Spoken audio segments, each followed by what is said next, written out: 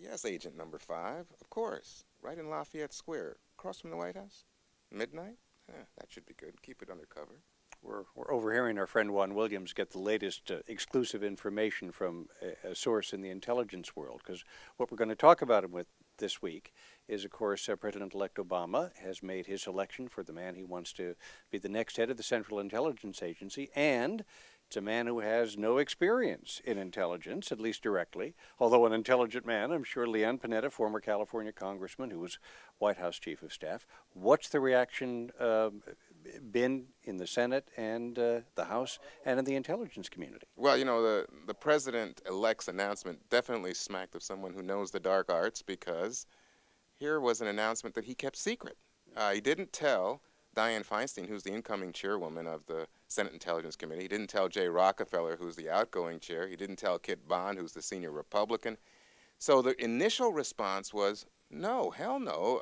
You're bringing in someone who doesn't have experience to an agency where morale is low and people are struggling, especially after the intelligence failures that surrounded not only 9/11, but, of course, the war in Iraq. So the reaction from the Hill also, Scott, reflects the reaction among people who work at the agency. And they don't talk easily, but the impression I get is that they feel as if they have been reformed and criticized up the yin-yang. And they have gone through now what feels to them like a witch hunt. And it's an ongoing witch hunt, because you've got two investigations still underway, one in which there's a question about tapes that were destroyed during an interrogation, and the second one just basically about their counterterrorism policies. So they've got to answer to a new incoming national director of intelligence, and that's another reform that's been put in place since 9/11 in Iraq. And they don't like the idea that they've been moved down in that hierarchy. Government, very sensitive to status. And, of course, then they're conscious about the fact that Hillary Clinton's going to be over at State. They're conscious of the fact that Pentagon has a bigger role to play. Former CIA guy Bob Gates is over at the Pentagon. So they're very conscious of this, and they feel as if now they've just become whipping boys, and they don't want to be. And so they're worried about what's going to happen with Panetta, someone who's never been a part of the fraternity, coming in the door. So why would they appoint Leon Panetta? What are the arguments that the incoming administration makes in his behalf? Well, this is the way I'm going to tell you this story, is that the Obama team had to clean it up with the likes of Dianne Feinstein to get her on board for Leon Panetta. And the way they cleaned it up was to say, we need a clean break. We need a clean break at CIA. We need to bring in people who have opposed the kind of interrogation techniques that really became, or arguably became, torture. And Leon Panetta comes in as someone who's been a critic. And yes, he's a critic, but we're going to keep the number 2 guy, Steve Kappas, in place.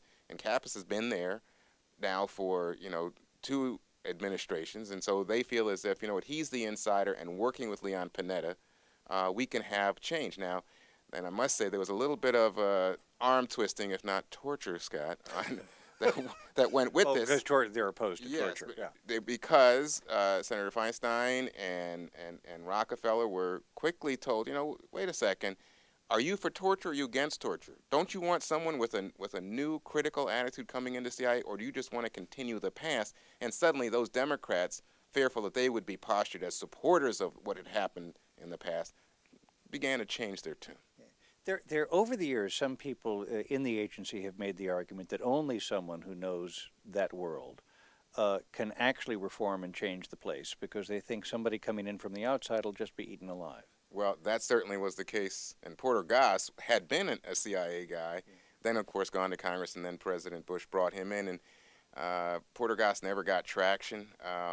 But now the Obama people feel that there's a counterweight here, and the counterweight is an announcement that was made Friday that they're going to bring John Brennan in. Now, Brennan is a CIA insider, but he's someone who has been criticized, and he couldn't get the top CIA job from Obama, which was the initial transition team's plan, because he had said some things that were interpreted as possibly supportive of these techniques, these enhanced interrogation techniques that go beyond the Army field manual in terms of what you can do to get information from a suspected terrorist.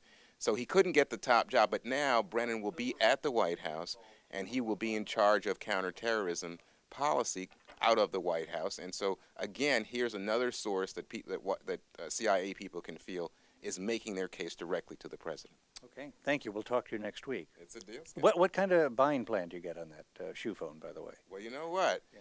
If you get another shoe phone, Yeah. just like this one, family plan? yes, we can get the family plan. All right, worth doing. Juan Williams, we'll talk to him next week. Thanks for being with us on our vlog, Open Mic.